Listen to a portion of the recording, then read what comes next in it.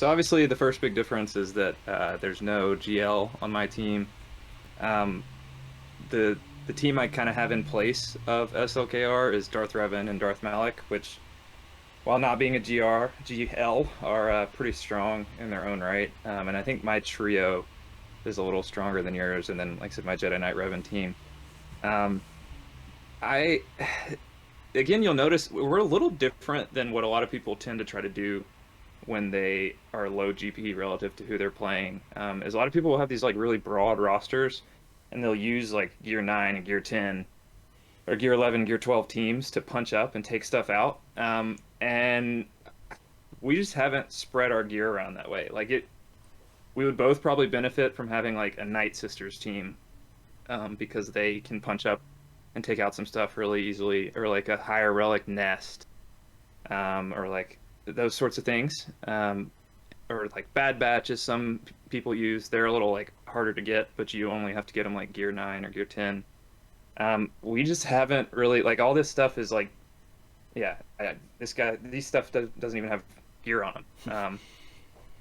I, a little differently from you, have kind of been like, my strategy has been whenever I get a team to just try to like relic the whole team.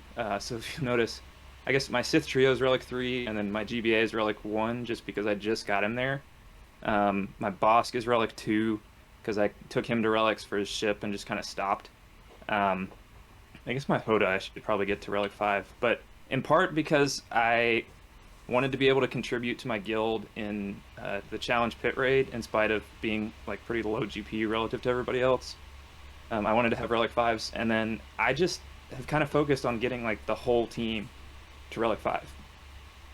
There are teams where certain characters don't necessarily need to be that high, but I find if you have like a full relic front, it can be really hard for people to beat those teams, or even like take out a character, because sometimes you can kind of whittle a team down.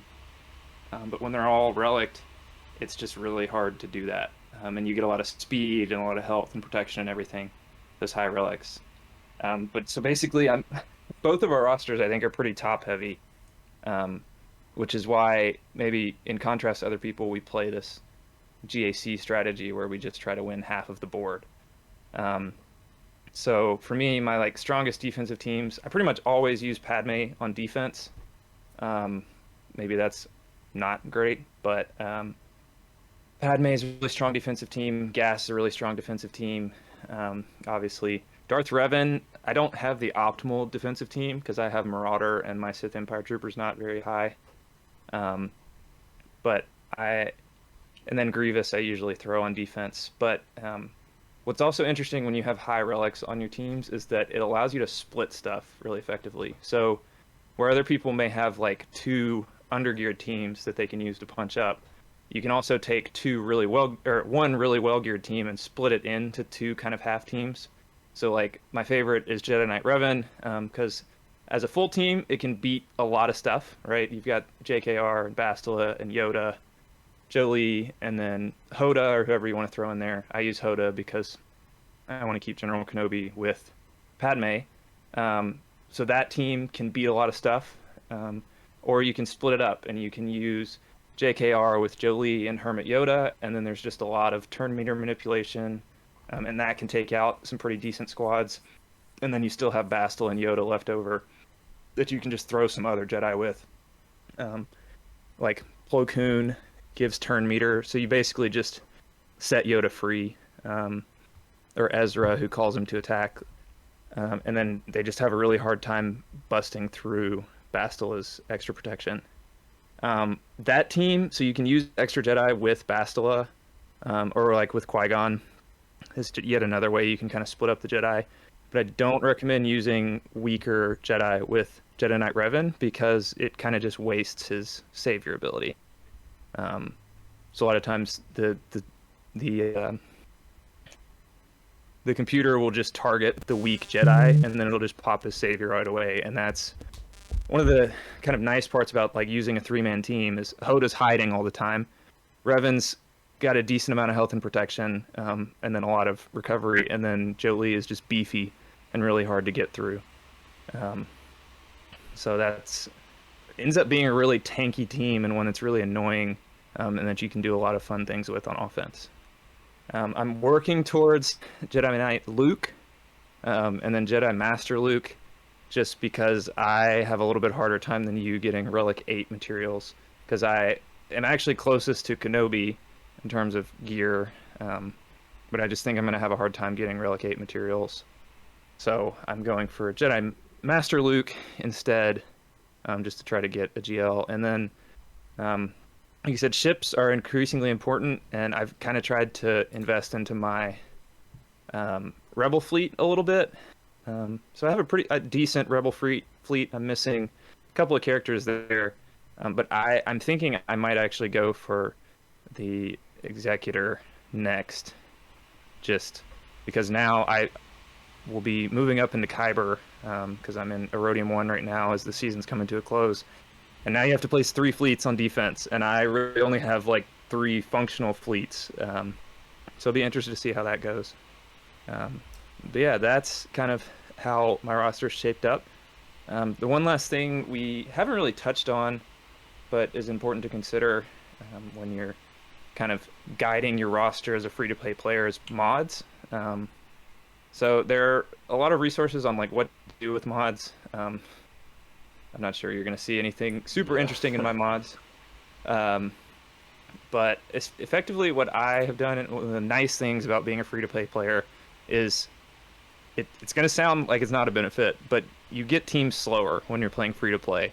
But what that means is it allows you time to get mods for those teams. So if you're like really early on in the game, typically you'll be farming, like the next team you're farming should be your strongest team at the time. So like for me, I farmed up my Jedi, and they were my squad arena team for a while. So I just got good mods for them. And then when I got Darth Revan next, he became my squad arena team. But instead of just taking all my mods off of my Jedi Knight Revan, as you can see, I actually have 2 25 speed mods with Darth Revan, because I got lucky with some rolls, and then 124 speed. And I'm the most proud actually of that 100 plus 122 offense on his arrow. That's, just luck of the draw, I suppose. But yeah, instead of just switching, like having one good set of mods for a team and then switching those around as you get your new squad arena team, that when you replace your squad arena team is a good time to try to farm mods specifically for that team.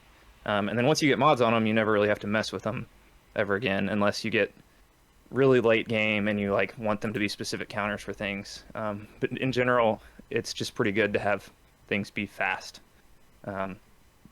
So that was kind of my modding strategy. It's also fairly easy. Like, you should never throw mods that don't have speed on somebody. Like, you get enough mods passively. Like, I can't remember the last time I've actually farmed mods specifically. I'm always farming slicing materials. You get enough blue mods passively that you just find the ones that have speed on them and try to have somewhere between +5 and +10 speed on each one, and then just kind of match the sets that are recommended. And we'll come out with some videos later of like specifically what stats you want to look for on different teams. But in general, a good place to start is try to throw at least blue mods on everybody with like +5 to +10 speed. Because if you have a character that's relict and then has like a total of +60 to +80 speed or something, they're going to be decent, and you can hopefully, account for like the mechanics and kit interactions and stuff to carry you through. And you're likely not going to see some like crazy mods as a free-to-play player around this GP.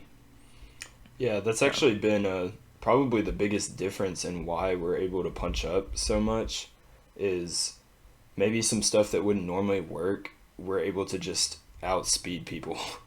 And Yeah, like this last GAC I had, I played against a Jedi Knight Revan team, and I only had my Padme left, so that's kind of a counter. And it went just about as worse, like as bad as you could think. He marked my Jedi Knight Anakin, but I got to take 2 turns before his characters even went. So by the time he actually marked my Jedi Knight Anakin, I had already killed 2 people. So just based yeah. off speed alone, because I think Probably his Jedi pull up. Knight Revan was like 160, which is terrible. Oh yeah, Or it you was can pull something up really slow. both of our GAC brackets and kind of see uh, the comparison. But yeah, I see that all the time. People have like really slow Jedi Knight Revens, or the Darth Revan ones are fun because if you're doing a Darth Revan mirror matchup, it's just the speed of Darth Revan and a Bastila Shan Fallen that matters. So like look at the Kiki, who I actually played in this GAC. His highest plus speed character is plus 73, which is 215. Yeah. So his teams are just not going to get a turn. It doesn't matter how many. I mean, if they're like all Relic 7, they're going to be beefy, but they're going to take a turn once for every 2 or 3 of yours. Um, so several of these guys have like decent mods, but you can compare like Ellis Star. His Darth Revan, who should be super, super fast, is only 308 speed. So it would be really easy in a mirror matchup, or my Padme is faster than his. Um, my Bastila Shan's faster than his. Like you win a lot of these matchups just based on speeds alone. Yeah, and a thing to think about, like, let's see, like this guy, for instance, I don't know if you played him, Poke the Pickle, but like he probably places most of these things on defense, so you don't even actually face him. So the things that you're playing against are like a lot slower. You mean they're using them for offense? Yeah, that's what did I probably Yeah, misspoke there. So that's like what. you're not even playing their fastest stuff because they probably use their fastest stuff. So Yeah, you can yeah. They generally like kill a really lot. they really focus on their mods. If you scroll back up to just like the general mods they have, they just focus on their mods on all their offensive teams that they use to attack, and then their defenses are kind of just an afterthought. I did think it was interesting if you compare our two brackets. You're in Erodium 3, and this is an Erodium 1 bracket that I'm in. I think your bracket had a lot higher um, GP than mine did on Yeah, average. I think the big difference was just the GLs, and that you have like half of people in your have one GL, but they're all around 6 million GP, and then in my GAC there were like 2 or 3 on most people. But yeah, if you compare it, just like the yeah, again, speeds. Wow. yeah, So see, this is I guess that's the main difference is like my people maybe were a little lower GP but had more GLs and had a lot higher speed mods. And that's just it's a weird kind of overlooked part of the game, but it's something that's kind of essential to keep up. I love that this guy's first order officer this is and Captain fast Han as yeah. was not his fastest. It's just that's his fastest mods that he's got on him. Yeah, he was actually the guy I played first. So that was a pretty easy win. I Um, think I have faced him in previous JCs too. The name looks familiar. Um, but yeah, but yeah, so and you can. Sorry, go that's ahead. kind of an overview of both of our accounts. We we'll probably go in more depth stuff like in terms of why we modded characters certain ways, maybe why we geared up some characters and teams, and kind of where we're going from there. But uh, yeah, do you have anything else you want to add? No, I just like I said, there's kind of two strategies you can take as a free-to-play lower GP player, trying to kind of outkick your coverage. We both kind of take the same one where we have a decent amount of really strong teams. So that's kind of the content you'll be seeing and see how we play using those teams. But it is also viable to have a lot of weaker teams. I think the disadvantage is if you run up against someone like us, you may just not be able to get through a team, um, because you have kind of a limited number of these counters and teams that can punch up, and sometimes they can't punch up against well modded high relic teams. Yeah, so thank you guys for watching, and we'll catch you later.